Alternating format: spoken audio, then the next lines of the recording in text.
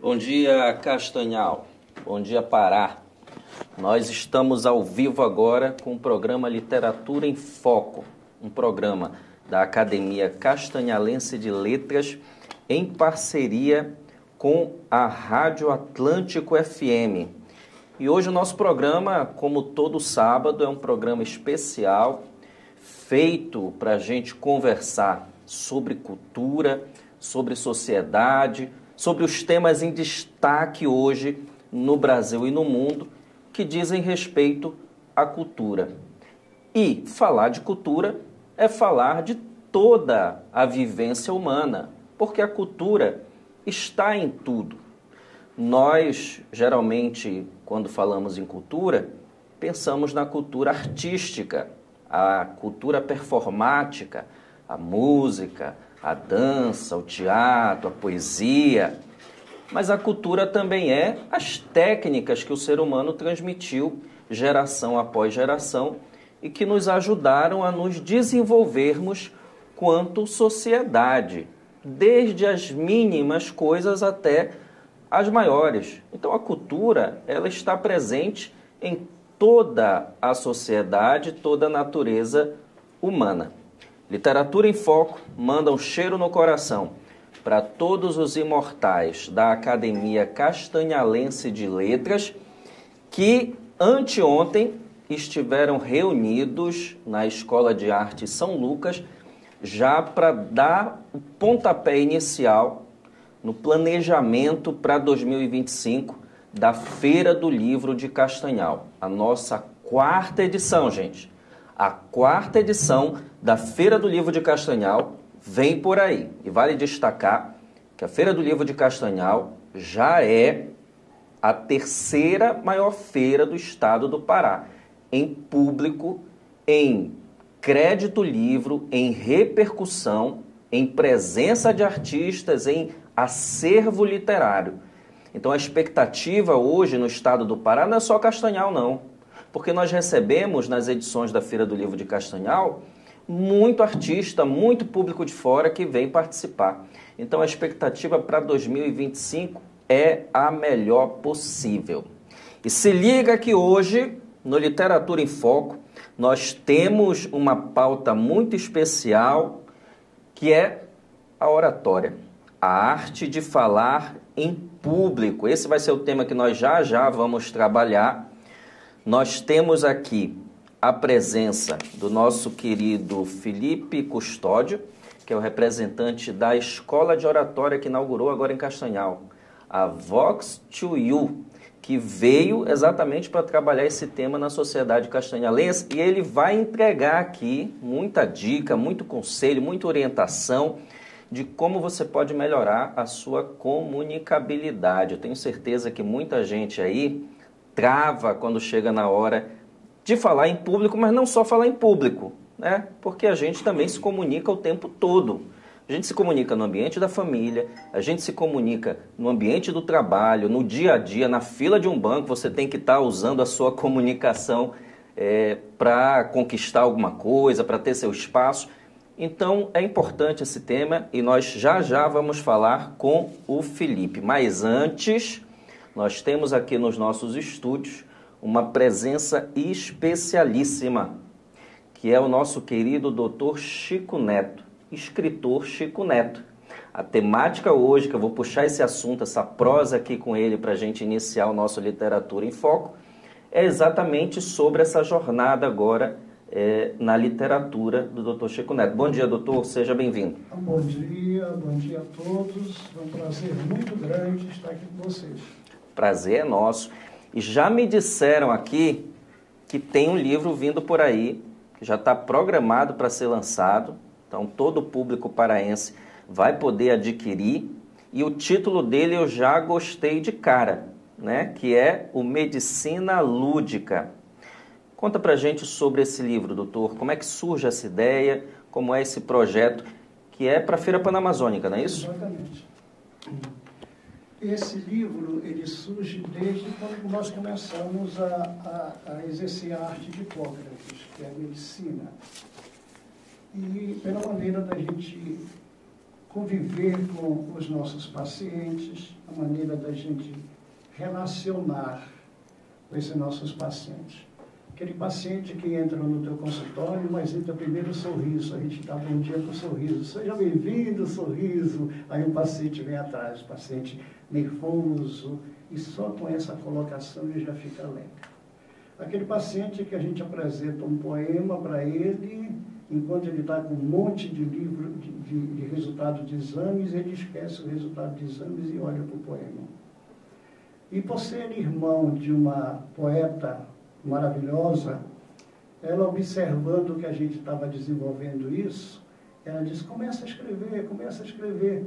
Aí eu comecei a escrever. E, para minha alegria, ela se disponibilizou em fazer a nossa sala de espera por algum tempo, quando ela trouxe para si o personagem Doutora Endorfina.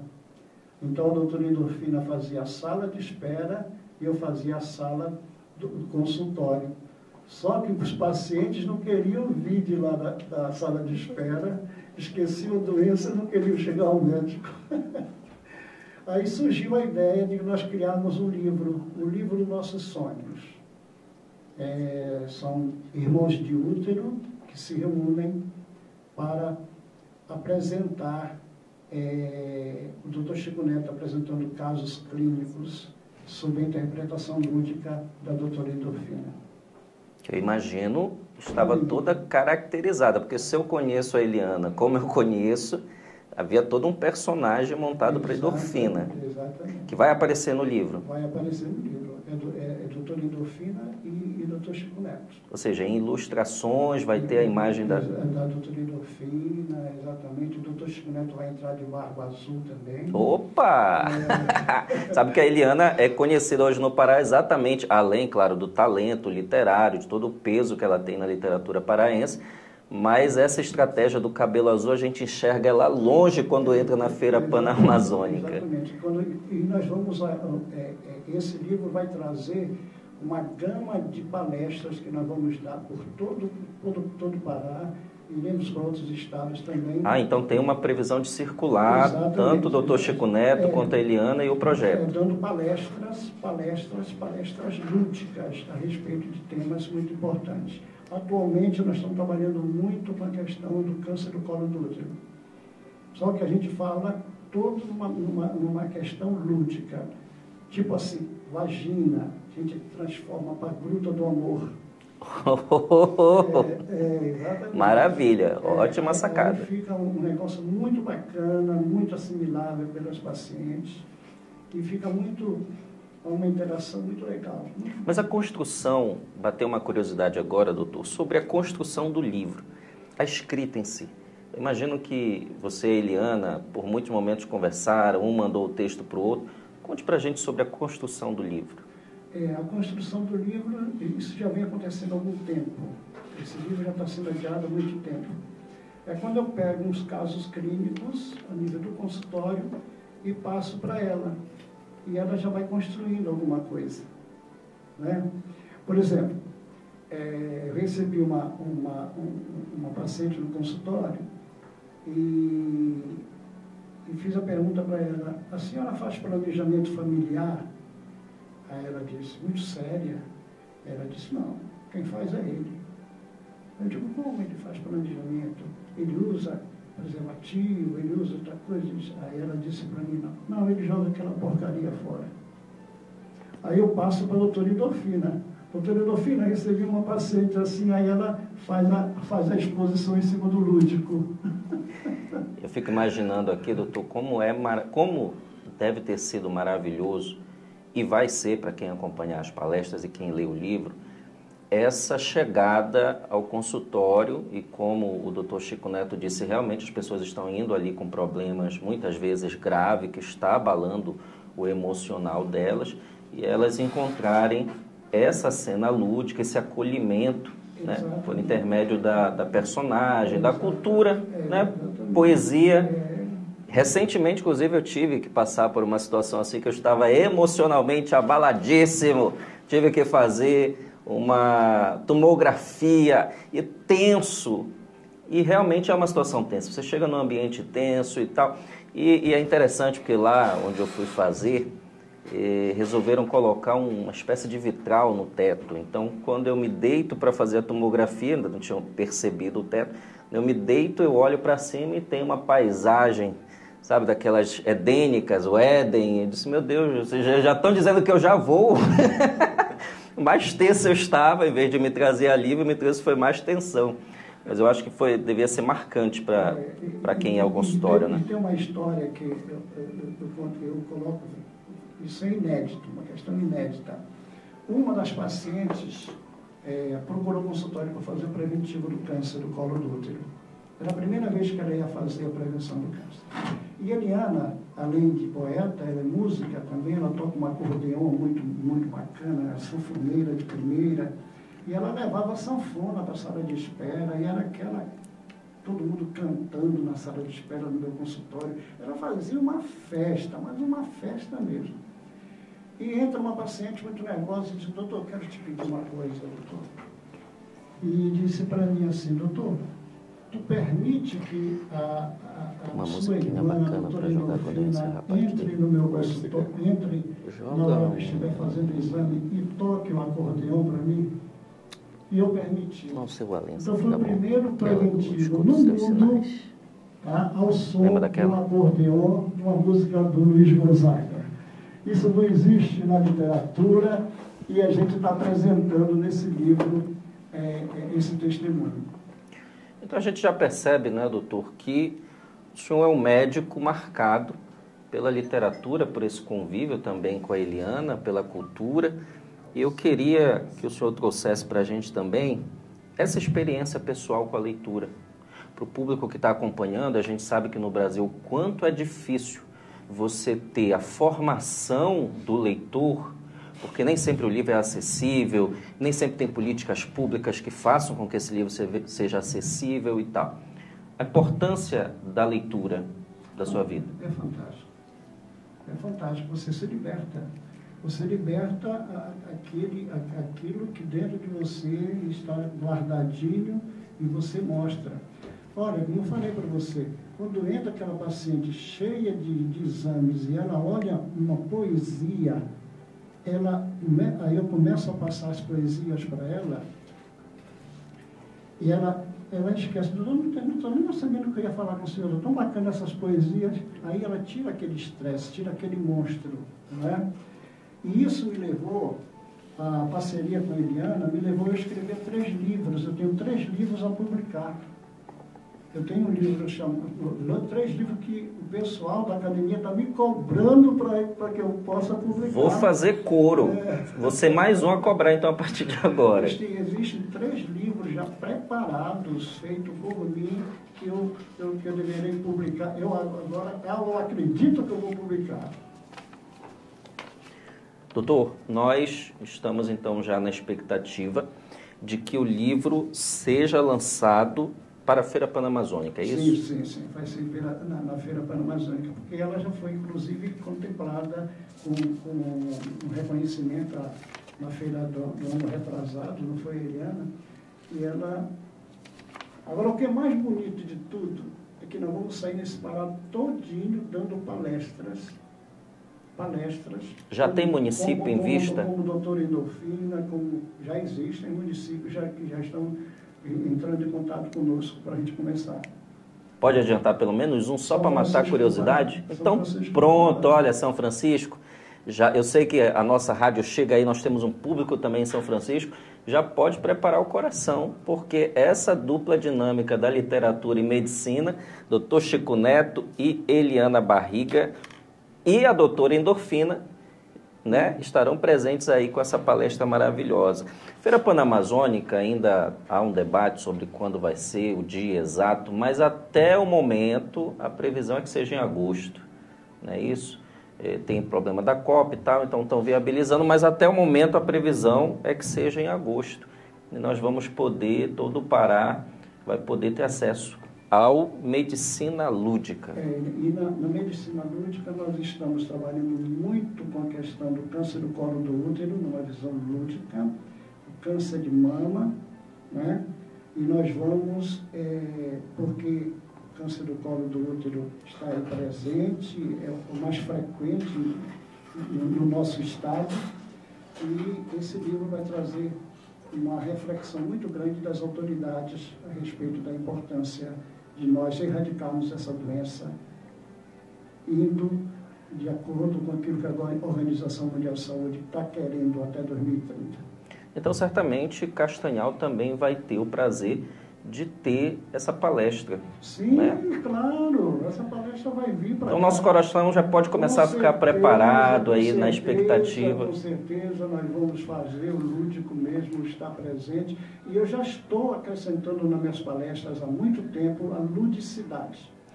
Então, desde já, Dr. Chico Neto, a Academia Castanhalense de Letras apoia, e falo por todos os nossos confrades e confreiras desse Silogeu que nós queremos estar nesse momento de lançamento do livro com a palestra, dando todo o apoio, e o senhor está convidado para retornar ao nosso programa para tratar sobre esse momento, na hora que começar essa circulação.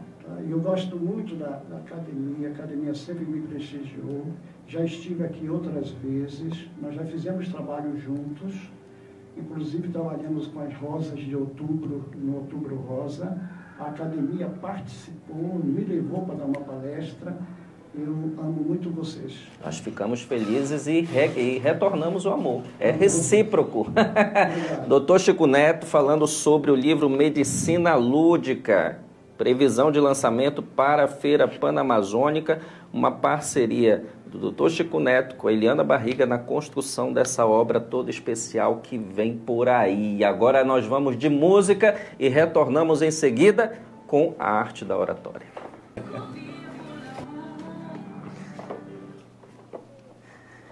Voltamos, e olha, já voltamos, antes de nós entrarmos aqui na pauta da oratória. O Felipe Custódio já está aqui se segurando, quase pulando na minha jugular, querendo passar as dicas e as recomendações e as dinâmicas. Tomara que ele faça aqui, inclusive, com o nosso amigo Azul, que está nos controles aí, umas dinâmicas que eu vi ele fazendo em alguns workshops aí, que vai fazer a gente transpirar, Azul, que o povo pula mesmo, o povo se anima.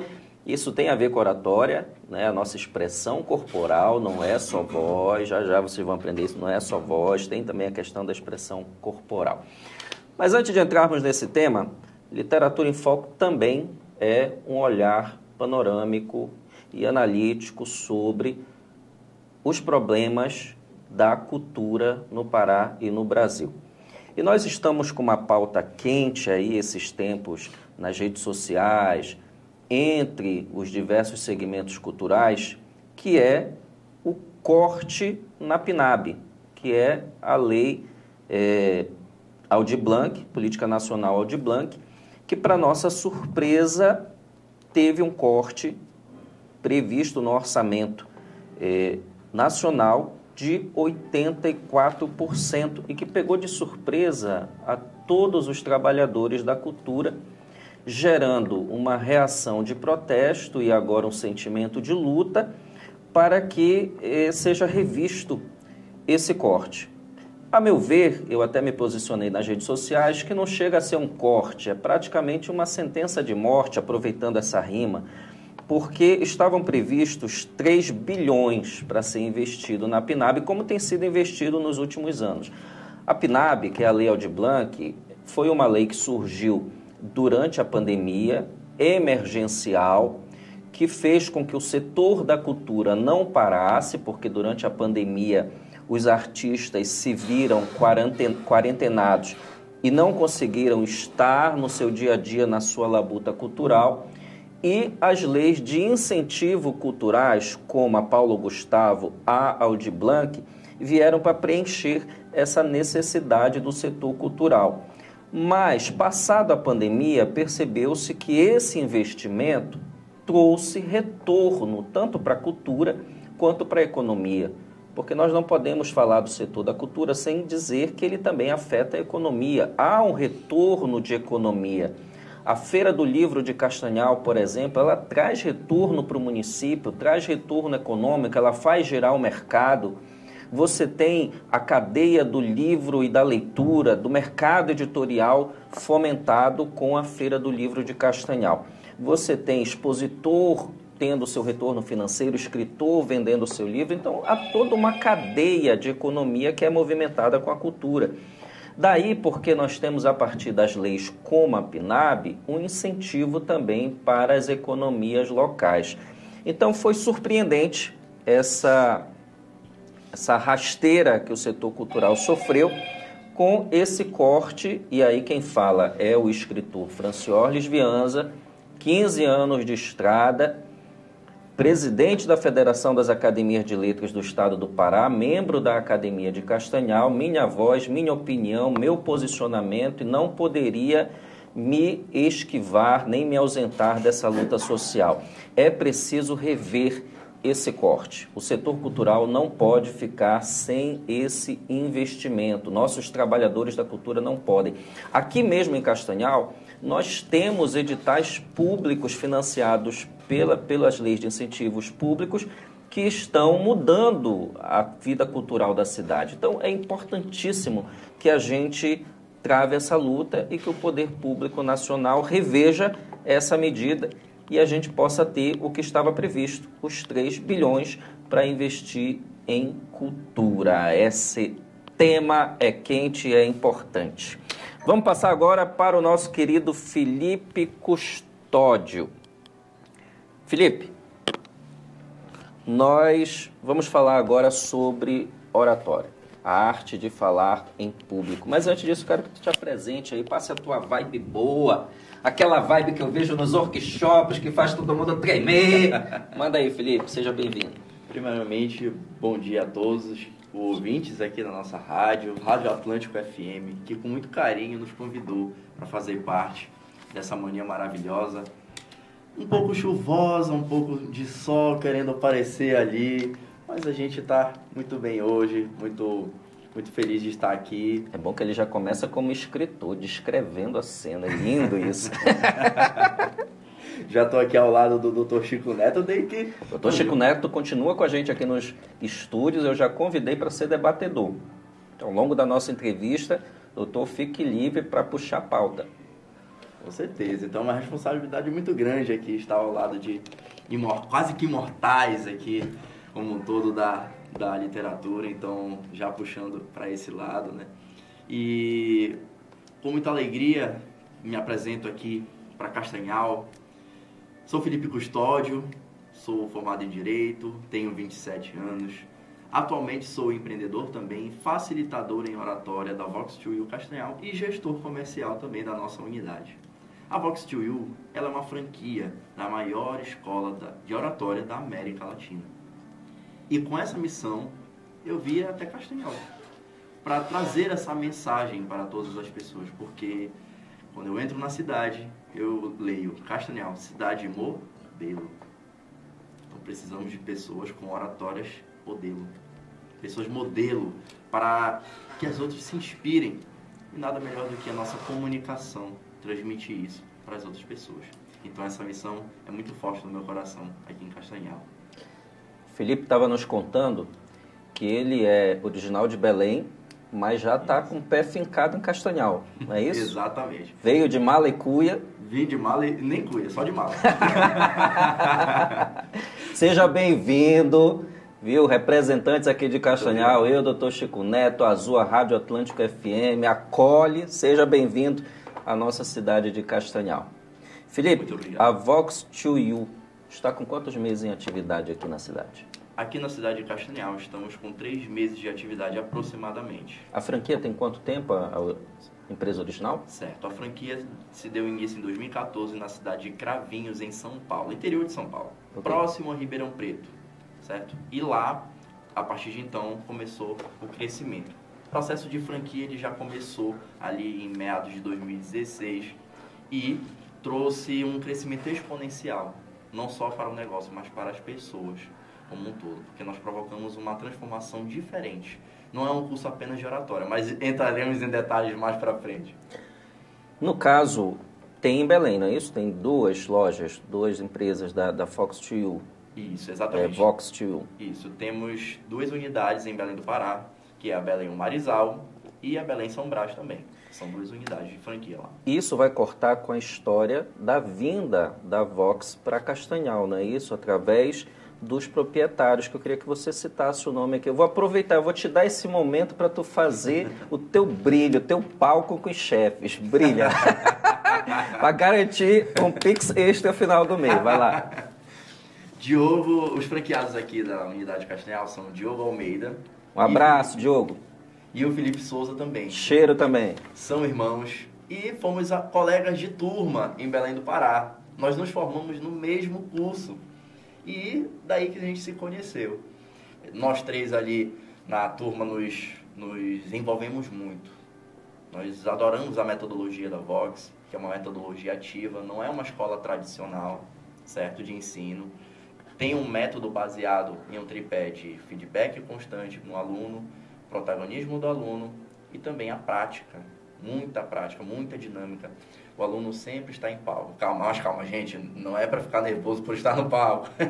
Você vai destravando ao longo do tempo e se você se sentir à vontade, você pode prosseguir indo para o palco. Mas nós temos sempre em torno de 3 a 4 dinâmicas por aula e as pessoas vão destravando ao longo do tempo.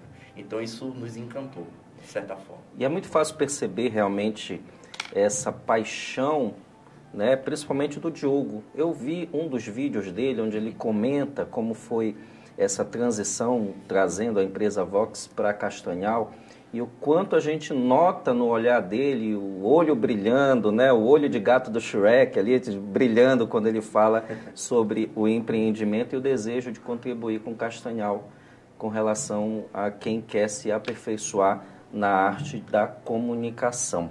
Agora, Felipe, vamos começar vamos usar aqui os termos que são usados hoje, vamos destravar a comunicação. Traz para a gente a seguinte questão. Oratória é dom ou é transpiração? Isso é uma ideia antiga, as pessoas sempre consideram, o fulano fala muito, já nasceu pronto para brilhar nos palcos. Isso existe mesmo ou dá para alcançar um nível melhor em comunicação com muito exercício e etc? Certo, Francioles, excelente pergunta. Ontem nós demos um workshop na Câmara dos Vereadores e lá eu tive a presença muito feliz do nosso radialista Vaninho, aqui de Castanhal. Vaninho, cheiro Vaninho. Vaninho estava lá ontem conosco e, certo momento, ele soltou pra gente: poeta se nasce e orador se forma. E é exatamente isso, Francioles. O orador se torna, você pratica. Quanto mais você praticar, melhor você ficará. Agora, como o palestrante ou o orador irá praticar se ele não se inserir em um ambiente que proporcione isso? Dessa forma, ele precisará dar cada vez mais palestras ou falar cada vez mais, só que ele não vai se analisar, certo? A partir do momento em que a pessoa começa a exercitar e não se questionar sobre o que precisa melhorar ou ter alguém que o acompanhe, o monitore, o supervisione para que o aprimoramento seja contínuo, a pessoa ou terá uma lentidão no processo de aprendizagem ou ela nunca alcançará o autoconhecimento suficiente para estar avançando. Resumindo, orador se forma, quanto mais praticar, melhor. E sim, você pode ter 50, 30, 60, 70, 80 anos. É possível mudar, sim, a sua comunicação. Então a gente consegue entender que tem muito a ver também com essa queda na realidade, essa autoanálise, porque no dia a dia a gente não se analisa muito quando está se comunicando. Exatamente. É isso? Como é que você leva esse aluno a essa percepção? Tem uma estratégia específica, uma dica que você possa dar e depois o pessoal vá atrás do resto? Sim, sim. Ao longo das nossas aulas, o aluno tem um ganho de consciência. O que significa isso? A partir do momento em que você toma conhecimento de determinado vício de linguagem, como, por exemplo, o né, o tipo, o assim, ou pior, o tipo assim, que é ainda mais agressivo, certo? o aluno ele passa a ter a compreensão de que ele tem esse problema. A partir do momento em que ele identifica esse problema, ele passa a se perceber. Então, por conta desse processo de ganho de consciência, o aluno consegue se desenvolver ao longo do tempo. E quanto mais ele pratica, melhor ele fica. Até rimou. Ficou, tá virando poeta já. Eu quero fazer uma pergunta. Pode fazer. Eu costumo muito, quando eu termino de dar uma palestra, quando eu chego em casa, eu faço uma análise do que eu fiz. E critico o que eu acho que não saiu bacana. Mas quando eu passo para as pessoas, não, saiu ótimo. Ou seja, eu sou crítico em cima daquilo. Exato. Então, eu também tenho um hábito assim, muito grande de chegar antes da palestra e conhecer a minha plateia. Eu gosto de ir na plateia cumprimentar uma pessoa por pessoa. Um prazer muito grande estar aqui. Quando eu já vou para falar, eu já estou me sentindo em casa. E o lúdico sempre fez parte da minha vida. O lúdico, eu sempre utilizei, eu já fui vereador por 3 legislaturas, usava o lúdico na legislatura, falava a respeito disso. E agora eu quero ser palestrante mesmo. E, inclusive, vou lhe procurar, quero ser seu aluno. Será um imenso prazer. Quero ser seu aluno, porque eu quero trabalhar muito nisso, que nós vamos ir muito para o campo e fazermos o melhor. Mas eu acredito que a pessoa já nasce com alguma coisa que leva ela a ter vontade de falar, de participar. Ou estou errado? Bom, existem pessoas que sim, têm essa predisposição à extroversão. Seria uma questão de personalidade, por exemplo? Sim, temos em gestão de pessoas, porque eu já estou trazendo meu braço de gestor comercial aqui, mas temos as pessoas que têm perfis comportamentais diferentes, distintos. Temos o dominante, o influente, o estável e o conforme. Comumente, o influente ele é um pouco mais avesso, um pouco mais travesso, é a palavra certa. Ou seja, ele é voltado mais para a extroversão. É que nem tipo nós, tipo assim, tipo nós. Tipo nós, exatamente. A gente já tem uma facilidade em não se comunicar, mas em falar, que não necessariamente é se comunicar da forma certa. Então, nós temos uma predisposição à extroversão, mas não necessariamente à oratória.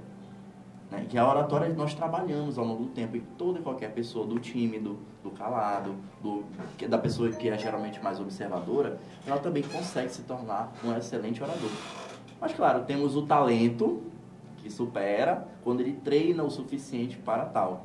Quando alguém que não nasce com um talento e treina o bastante, nunca vai superar alguém que já tem um talento e que treina muito, que trabalha muito. Mas o trabalho sempre será a principal ferramenta de todo e qualquer ser humano para atingir uma oratória no estado da arte.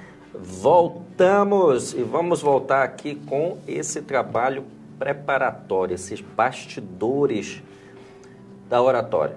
A arte de falar em público, da comunicação. Mas antes, vamos falar aqui também sobre outro ponto, outra pauta cultural importante. Recentemente, a deputada Lívia Duarte, do PSOL, entrou com um projeto de lei. Gente, está circulando aí essa notícia e é muito importante que ela entrou com um projeto de lei visando que o Estado, poder público, o governo do Estado do Pará, promova a aquisição e o fomento à literatura paraense. Eu li o projeto que foi protocolado, agora ele vai seguir todo o trâmite que a ALEP exige, vai passar pelas comissões, Comissão de Constituição e Justiça e etc., até chegar ao plenário para a votação e aprovação ou não. Esperamos, quanto escritores, quanto trabalhadores da cultura do livro e da leitura, que o projeto seja aprovado e posteriormente também seja sancionado. Apoiamos, eu, Francioles Vianza, apoio o projeto que está sendo proposto pela deputada Lívia Duarte. Porém, entretanto, todavia, eu penso que o projeto deveria ter passado por um diálogo maior com o setor do livre leitura, com todos os envolvidos com livre leitura, com o escritor, com o livreiro, com o sebista, com as entidades de classe da literatura, porque isso permitiria que nós também tivéssemos entregado o nosso olhar para a construção do projeto. Eu li todo o projeto, da forma como vai ser discutido, é passível ainda de ter emenda e etc., mudança. E uma delas que eu espero é que o projeto preveja que essa compra de livros seja realizada com demanda por região. Historicamente, a compra de livros no Pará, ela é feita por intermédio de editoras, de empresas, de distribuidoras situadas em Belém e que já tem um acervo, um portfólio muito bom, mas que é de escritores com os quais já há uma relação daquela empresa, daquela distribuidora e etc. A gente precisa democratizar essa aquisição de livros por parte da máquina pública. É raro que aconteça, precisa acontecer mais. É por isso também que a deputada propôs esse projeto. É preciso que aconteça mais. Mas quando acontecer, é preciso que a gente entenda que o Pará é muito grande, que nós temos literatura e ótima literatura sendo produzida em todo o Pará, em todos os nossos municípios e regiões. Então, um projeto, por exemplo, como proposto pela deputada Lívia, ele precisa trazer uma espécie de segmentação que faça com que o Estado, na fonte, já preveja a compra de livros por região, uma espécie de cota, vamos trazer esse termo, uma cota por região, para que as editoras, já que por uma questão legal não é possível que o Estado compre direto do CPF, do escritor, esse seria o melhor dos mundos. Se você me perguntar qual é o melhor dos mundos na compra de livros, eu vou dizer que tinha que ser direto do escritor, porque o escritor paraense, ele se autopublica, ele custeia o próprio livro. Então, o melhor dos mundos é que o próprio autor negociasse esse livro. Não havendo essa possibilidade legal, espero que ainda seja encontrado um caminho para isso, então que a própria fonte, ou seja, o Estado, ele já exija nos futuros editais de compra que as editoras e distribuidoras apresentem um portfólio que alcance o Estado do Pará. É um desafio? Talvez um editor vá me dizer que é. Uma editora vá, nesse momento em que ouvir esse áudio, tacar o punho na mesa e dizer: isso é impossível. Gente, o que não é possível é nós mantermos uma compra de livros que só beneficie uma região. Nós precisamos democratizar, a literatura está por todo o Pará. Eu tenho andado esse Pará e eu sei o que eu digo. A literatura que nós produzimos hoje no nosso estado é uma literatura que representa a identidade das regiões, a identidade da nossa cultura paraense e precisa ser diversificada e interiorizada. Então, parabéns, eu dou meus parabéns para a deputada Lívia Duarte por essa iniciativa, meu apoio, mas fica aqui esse pedido para que entre em algum momento no caminhar desse projeto, entre essa cotização, essa segmentação, essa obrigação na fonte, já previsto em lei, não é algo para ser discutido depois, porque ser discutido depois sempre fica aberto a muita influência. É preciso que a lei garanta que quando o Estado for comprar livro, ele já exija que o acervo que vai ser adquirido seja democratizado e represente tudo que está sendo produzido hoje nas regiões mais distantes desse nosso país chamado Pará. E vamos agora direto com o Felipe, que vai nos trazer aí esse trabalho preparatório. É importante aquecimento de voz. O trava-língua realmente ajuda a se livrar da síndrome do Cebolinha, Felipe? Excelente pergunta, Franciorge. Todo mundo que faz o aquecimento vocal pensa que é para destravar a boca, mas na verdade não é só para destravar a boca. Nós temos músculos anatômicos que se chamam cordas vocais. E as cordas vocais não estão à mostra. Então, quando nós fazemos o exercício de aquecimento vocal, nós estamos aquecendo as nossas cordas vocais. Então, por isso que é importante toda e qualquer pessoa que for trabalhar, por exemplo, como professores, advogados que forem para a tribuna, enfim, palestrantes, pessoas que trabalham com a fala, com a comunicação. Elas precisam aquecer antes a sua estrutura anatômica, para que não só a sonorização da sua fala saia um pouco mais fluida, mas também garantir que a sua estrutura anatômica está sendo aquecida o suficiente para você exercitá-la. Eu confesso, a título de exemplo, gente, que desde que eu acordei, depois que eu escovei, isso aí é uma técnica particular que eu vou entregar aqui, Felipe. Entrega pra gente aí, senhora. Que é, o que é que eu fiz? Eu comprei uma escova de dente, uma escova com um cabo bem macio, retirei toda a cerda, então tá só o esqueleto da escova.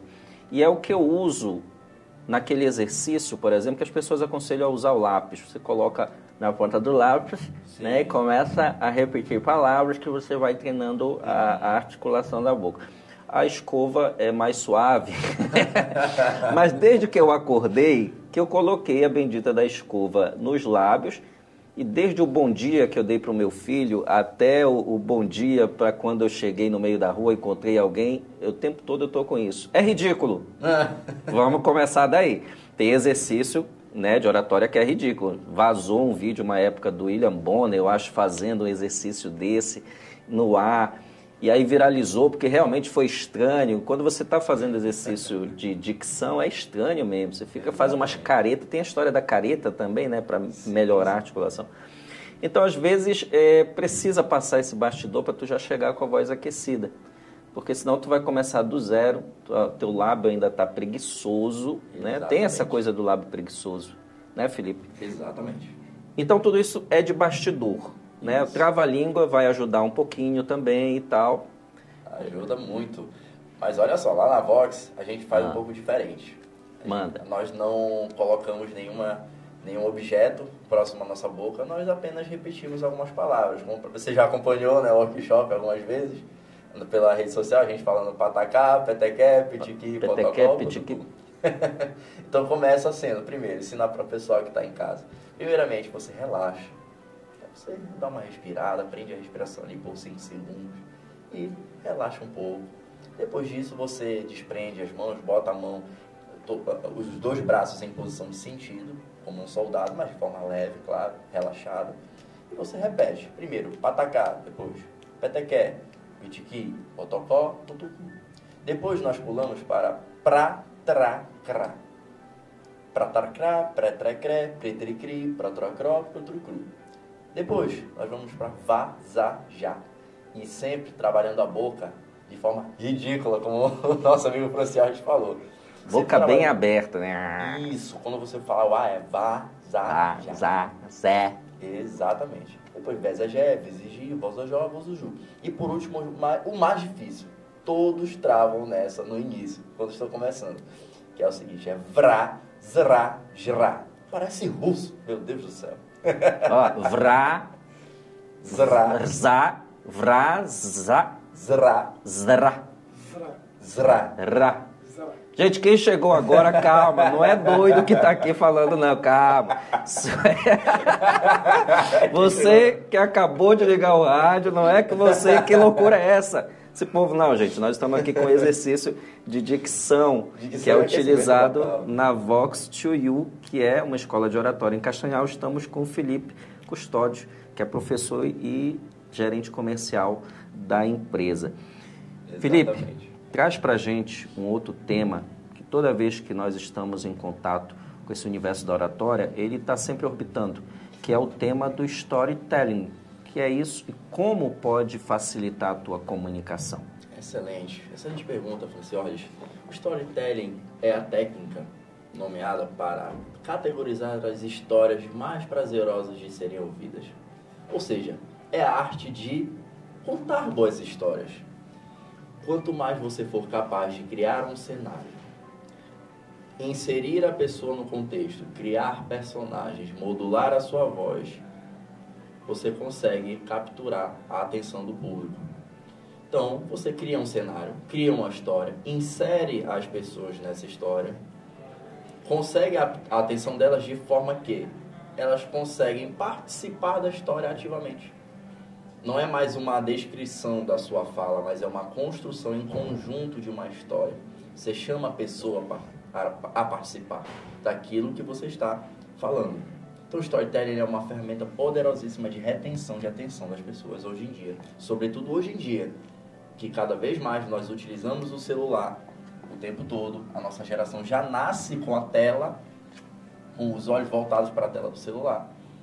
E a atenção está se tornando um recurso cada vez mais escasso. E o storytelling, ele é uma ferramenta poderosíssima para você capturar a atenção das pessoas. Geralmente, quando a gente pensa em storytelling, história, a gente pensa numa história que você vai aprender do outro. Um livrinho que tenha 10 histórias para contar quando você estiver se comunicando. Mas a nossa própria vida tem histórias interessantes, né, Felipe? Exatamente. Dá para usar? Dá. Todos nós temos... por meio do storytelling, Francioles, nós conseguimos tornar uma rotina maçante, repetitiva, entediante em algo interessante. Porque tudo depende da forma como você comunica. Tu começou com storytelling, né? O Castanhal tá com um sol lindo, bonito e tal, contando uma historinha. Exatamente, tentei inserir brevemente ali. Por exemplo, eu posso citar.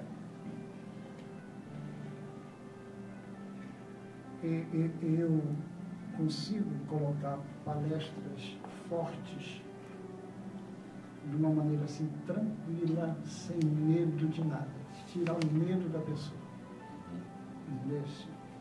Por exemplo, eu estou trabalhando muito com o projeto do Márcio Bulais e das Rosas de Outubro. Eu consigo colocar nos meus slides poemas, eu coloco figuras lindas, bacanas, não coloco a palavra câncer, não coloco a imagem câncer. Ou seja, eu quero que as pessoas se conscientizem da importância daquilo ali, mas de uma maneira que ela não se vá contra os seus valores mesmo que prejudicam no sentido de levar aquilo mais adiante. Então, eu acho que é fundamental numa palestra essa extroversão, esse conversar, esse bater papo, Esse quebra-gelo, né? Esse quebra-gelo gostoso mesmo.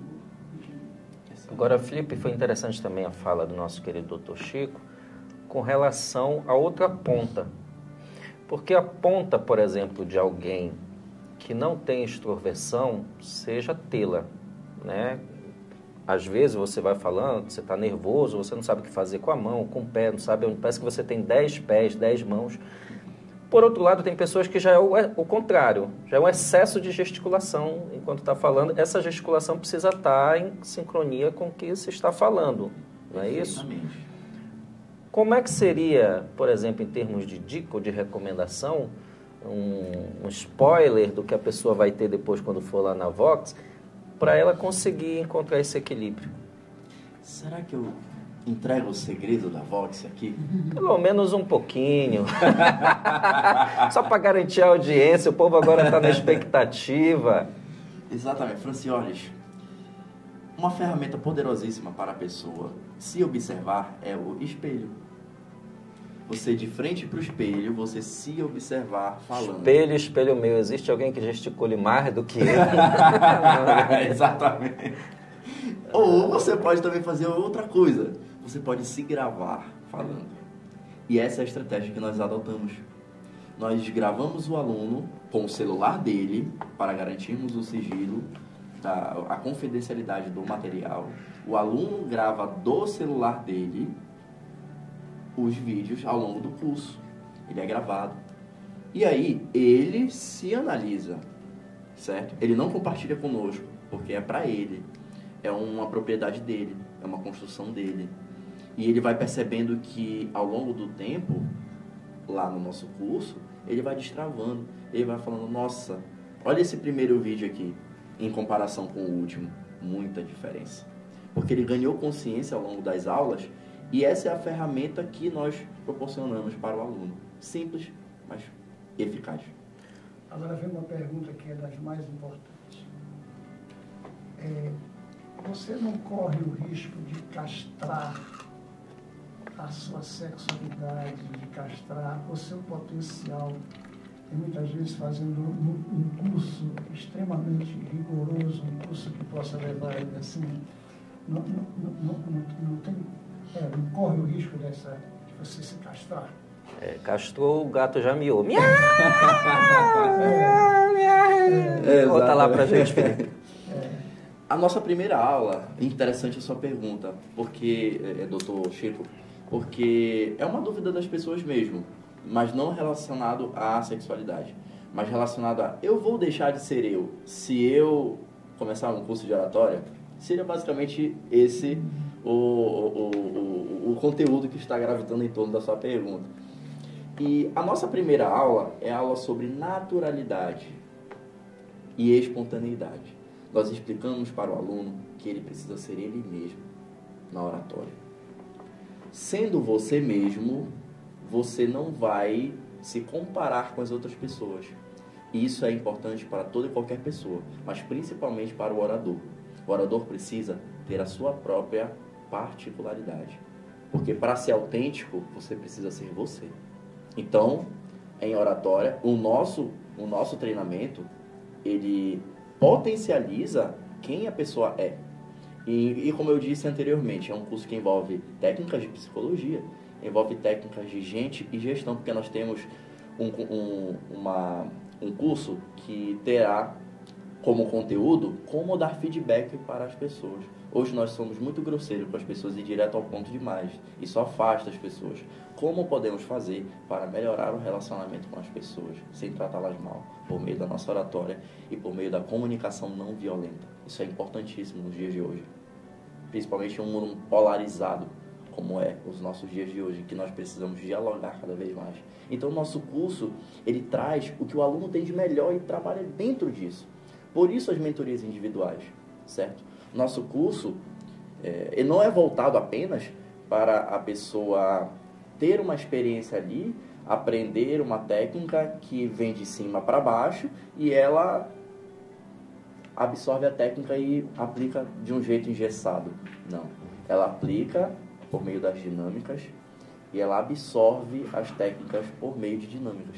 Ela consegue, o cérebro dela consegue acionar o sistema dopaminérgico ali e consegue absorver melhor. Agora, professor, voltando à questão da cultura, você escreve um livro, você prefacia aquele livro, escreve direitinho, mas como é que você pode viver aquele livro mostrando para as pessoas o teu sentido, para que esse livro possa ter mais aceitabilidade por parte das pessoas? A gente usa a internet, ou a gente usa alguns programas para mostrar que é você que está dentro daquele livro. Porque no meu livro, todos os que eu escrevi, eu coloco como eu falo com meus pacientes, a minha interação, a minha sexualidade em si, porque a sexualidade envolve todo o contexto de relacionamento com as pessoas, do viver com as pessoas. Ou seja, você não está castrado naquilo, na tua sexualidade, você está vivendo plenamente o teu potencial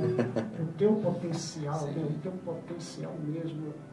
Então, muitas vezes, o autor escreve uma coisa, mas ele não chega para nós. Não sei se eu estou me fazendo entender. Não, claro. Tem muito escritor que tem realmente dificuldade para essa expressão da sua obra. Né? Porque uma coisa até que alguém abra meu livro para entender o que eu escrevi, eu sou o vendedor, eu sou o embaixador da minha própria literatura. De certa forma, vocês têm, seria uma espécie de gestão de carreira também envolvendo a comunicabilidade. Me corrige, Felipe, se eu estiver errado, mas vocês têm também consultoria, não é isso, na Vox? Sim, nós temos uma consultoria. Entraria, seria possível uma consultoria? Vocês estão vendo a comunicação, às vezes trava, mesmo a gente falando, a consultoria. para escritor, por exemplo? Com certeza. Então, a gente já deixa isso aí como uma possibilidade de novo nicho para a Vox. E olha aí, ó, já temos o Dr. Chico, que além de palestrante, é escritor. Já fica aí esse Pix, depois a gente conversa, doutor.